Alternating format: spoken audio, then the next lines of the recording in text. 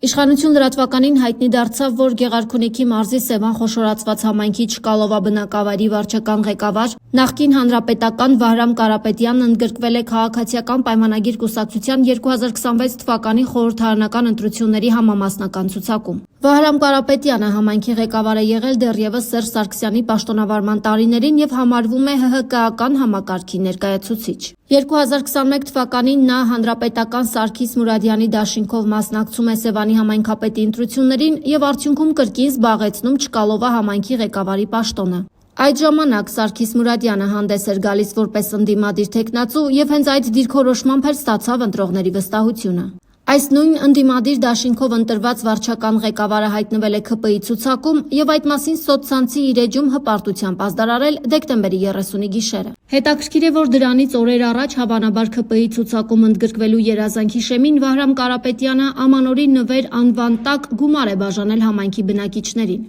Վարչական ղեկավարը հայտարարել է, որ գումարը տրամադրել է իր անձնական միջոցներով, սակայն այդ միջոցառումը լուսաբանվել է համայնքապետարանի պաշտոնական էջով։ Սա տեղի է ունեցել ընտրական գործընթացին նախորդող ժամանակահատվածում եւ անմիջապես այն փուլում, երբ նա ընդգրկվել է իշխանության ցուցակում։ Լիա Սարգսյան, Իշխանություն լրատվական։